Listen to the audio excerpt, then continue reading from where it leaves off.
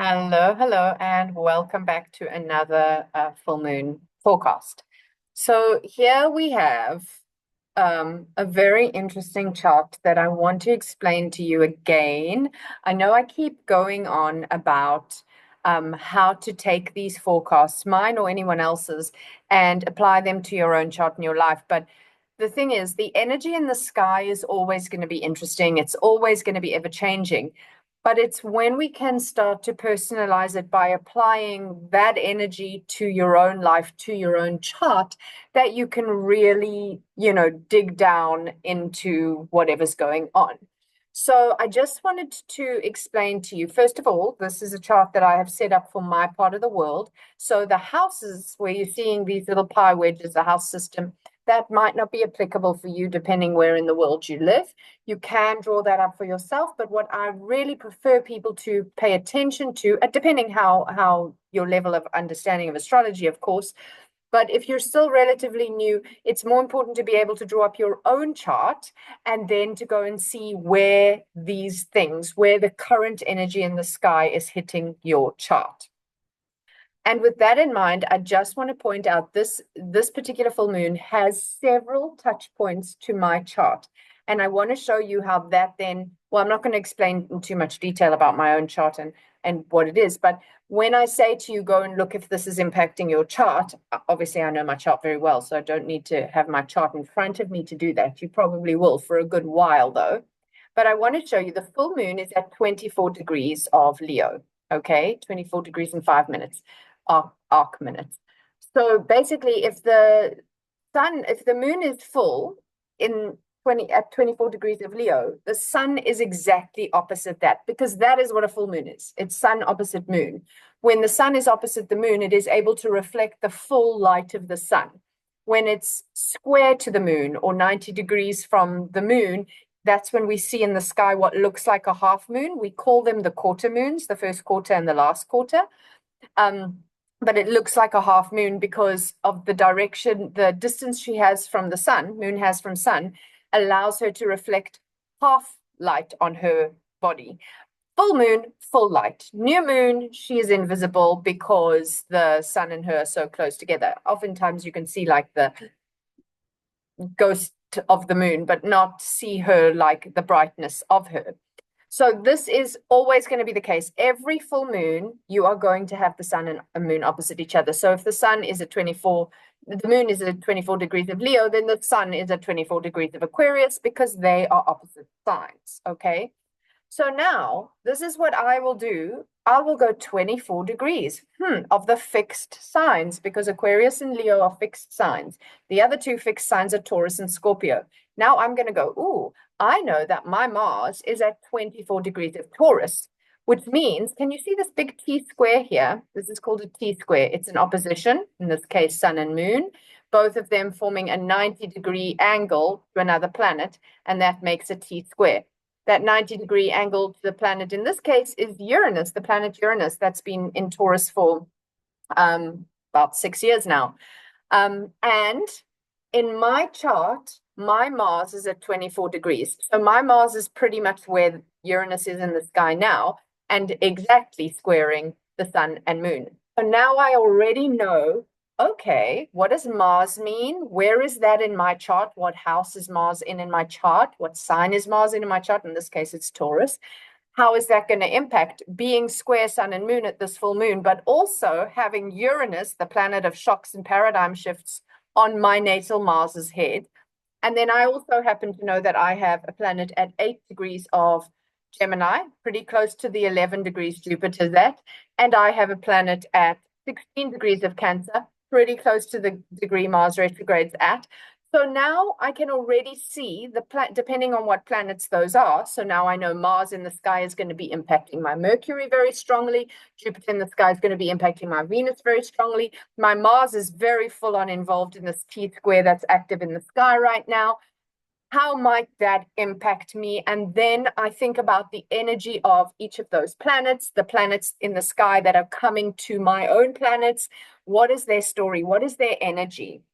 It's like if you know that you have a very domineering father energy, that's represented in your chart by a certain planet, let's say, and then that's being triggered by Uranus, you might suddenly have an issue with your father show up, or you might suddenly break a cycle with your father, or whatever the case may be. So I'm just pulling an idea out of the heavens, but this is how I want you to start thinking around applying the transits, the forecasts that you will watch to your own life, to your own chart. Okay.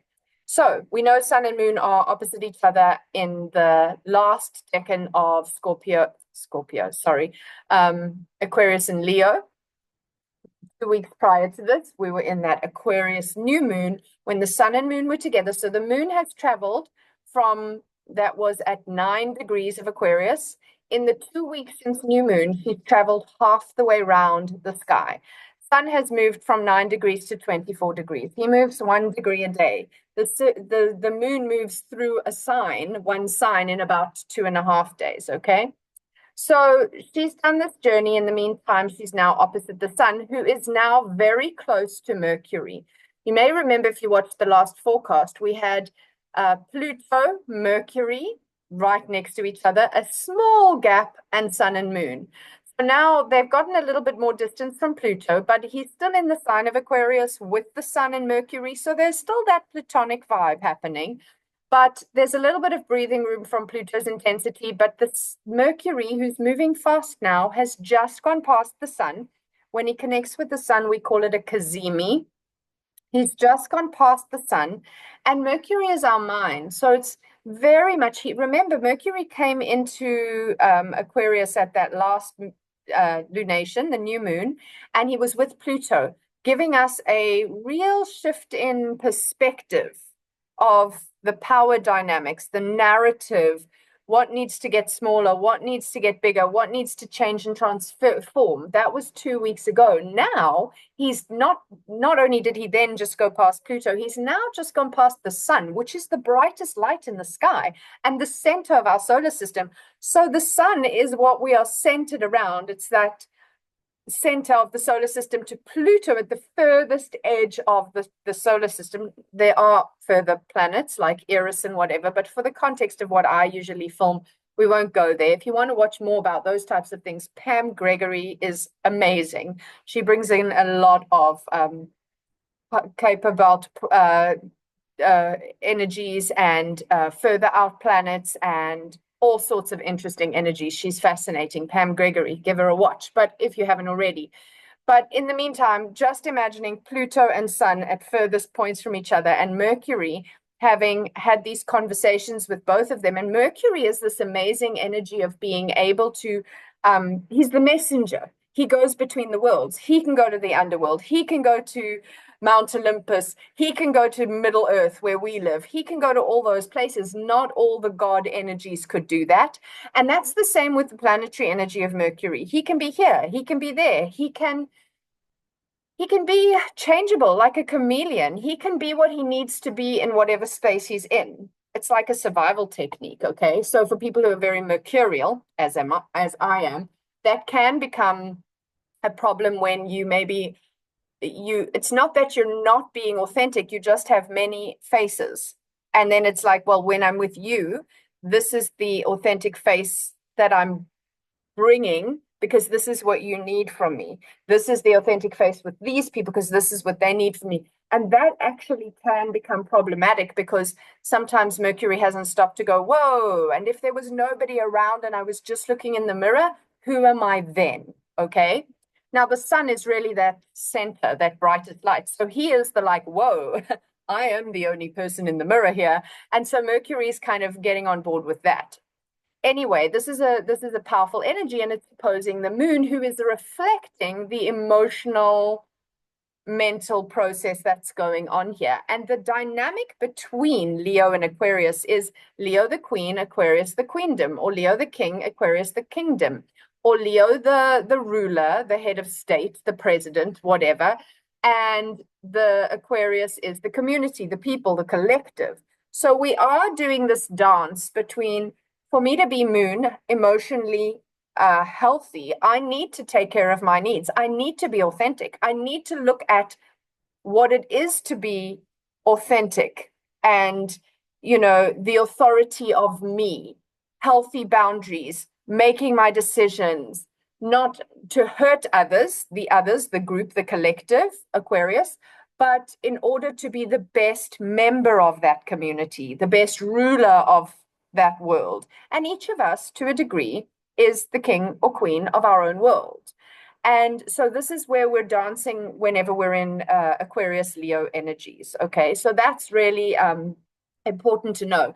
And then, of course, because we have the strong P² to Uranus, there is this potential lightning bolt from the side. So here, Sun and Moon and Mercury, in this case with the Sun, are interfacing with each other, and they've got this tug of war dynamic where what thinking do I need to change right now? I do want to be of service in the world. I do want the best for my community. I do want the best for humanity, for planet Earth, but also I only have control over me, and I need to self-regulate, basically, because if I'm stuck in dysregulation, I'm not good for anybody. And that's where we come back to the moon in Leo and self-regulating.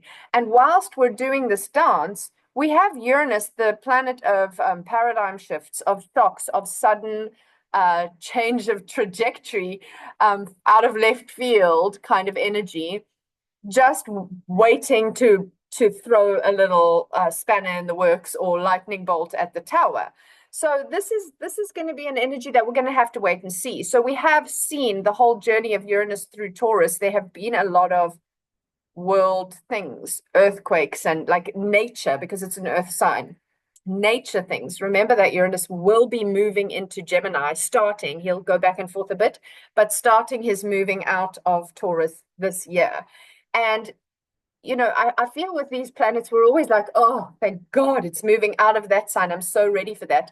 But we must remember that every sign is going to bring up something that we need to learn through and grow through and change from. So every sign, every planet is going to give us gifts, but a lot of them come through change and transformation and a perspective we hadn't yet seen that suddenly makes us go, ding, ding, ding, I need to change something. And Uranus is very much the ding, ding, ding, this isn't working. So it'll be interesting to see what that ding, ding, ding moment is for each of us individually or for the collective. This can be very much something that impacts you, especially if it's hitting your chart. So like for me, because it's hitting my chart very personally, it very well may be something very personal to me, because that Uranian lightning bolt is literally on my Mars. How do I do things? How do I get things done? How do I motivate? So for me, that might be the case. If, for example, this chart isn't touching a lot of your own planets, you might find that it's the opposite. You might find that that lightning bolt happens to somebody that you live with, or somebody that you love, or to something within the political environment of wherever you live. It could be anything more with a little bit more distance, a little bit more removed from you personally. Whereas if it's a chart that hits you, this is again why you want to start taking this to the chart, because if it's in your chart strongly, you're going to go, okay, that is quite pertinent for me. I also want to remind you that the nodes have just shifted. They had just shifted 2 weeks ago when we were at the new moon phase, but they're still at that 29th degree, which, because they move backwards, is the first degree of their shift into the next dynamic. So depending where the nodes are in your birth chart, this is also really important to note, because if you have the same nodes, as I do, for example, not this degree, but I have my North Node in Virgo. The North Node is now coming into Taurus, which means I'm in what's called a nodal opposition. That'll happen every 9 years. You will have a nodal return on the next 9 years. So a whole nodal cycle is 18 years. So if you have your nodes in mutable signs being Gemini, Virgo, Sag, or Pisces, then this new eclipse axis nodal shift is going to be more pertinent for you, because you are either in a nodal return, a nodal opposition, or if it's at the other two, the Gemini, Sagittarius, then if that's where your nodes are, then you're at the bends of the nodes, which is also just a pertinent time. So these eclipses may hit you a little harder. If you had have your nodes in the cardinal signs, you might be, because it's just leaving cardinal signs, you might be going, oh, thank goodness, I'm really relieved about that. Bear in mind that most of us have planets and points in all different signs. So we will probably be impacted on some level of our chart at every moment because of that. So maybe your nodes are not in mutable signs, but maybe your sun and your rising or your Venus and Mars or whatever it is are. Okay, I mean most people have got cardinal fixed and mutable planets. But I'm just trying to give you a gauge of how to start looking into your own chart for this, because the nodes shifting is a big thing. They are the nodes of the moon. So as we get to a full moon, we'll probably feel that quite fully, that there's some kind of dharmic, karmic thing that has changed, a background story that is shifting for us. And we see that in multiple levels in this chart. We also have Mars continuing his retrograde, but he's getting right near to the end of his retrograde at this point. What is the date of this? Sorry, just give me a second. Okay, it's the 12th of February. I think he's got about 3 weeks left, there and thereabout, by this point of his retrograde process. And Venus is here at 5 degrees. She is in her pre-shadow. So their cycles are meshing. She is coming towards her retrograde. He is within his retrograde. She will be within her retrograde. He will still be in his shadow. So they are very, very intertwined at the moment, okay? And both of them, Mars and Venus, are doing their retrograde periods, their most recent retrogrades or their upcoming retrogrades, in the signs fire, back into water, back into fire. So Mars he came into Leo, back into Cancer, back into Leo, and Venus was in Pisces, into Aries, will move back into Pisces and back into Aries. So again, water and fire, think about those two energies together. They don't really go very well. Fire is going to be put out by water. The fire is going to create the water to boil and turn into steam. They don't, they're counterintuitive together, and yet they are very important. And water is more yin or feminine in nature, and fire is more yang or masculine in nature. We need both of those dynamics, obviously. And you could say fire is sun. He is that great ball of fire in the sky, the brightest light. And moon, the other light, who is actually dark but reflects the light of the sun, is water. So there again, you have that dynamic of fire and water, sun and moon, Mars and Venus. So a lot of work around relationships, a lot of work around masculine, feminine dynamics. And I feel like the stronger energy shift is into the masculine. So I spoke a bit about this in the last forecast. It's going to come up again and again. But the last degrees of Pisces and the first degrees of Aries are very, very, very heightened this year on multiple levels, including the nodes shifting, including Venus's retrograde there. Saturn will be moving in there and out there, so backwards and forwards, and Neptune, which is a big, big deal because he doesn't move very often. So there is a lot going on for us with regards to step into your fire, step into your masculine, step into your autonomy, and also hold up. Don't forget to tune into your emotions, to regulate your nervous system, to recognize what's going on, to feel that emotional connection to others. It's not all about the me show, which fire can be, and water can drown in the collective a little bit. So here we want to find that dance, recognize where your strengths are. Are you more fire or are you more water? So now if you're more fire, you're probably going to find the watery parts extra triggering, and maybe the fiery parts exacerbating where you're already hot. So you might get more angry and more aggressive. You might suddenly feel yourself emotional where you're not usually, or vice versa, flipping it, depending if you're more water. So this is why it's really helpful if you can start to take it into your chart. I am available for private readings or for group work where we start to look at the chart. So please, if you're interested and you like the way that I teach, please do get in touch with me. And thank you so much for your time. I hope that you have a beautiful Leo full moon, and I look forward to being here again with you soon. And I appreciate all your likes, shares, follows, subscribes, and the likes of that. Thank you very much and have a beautiful, beautiful time until I see you again.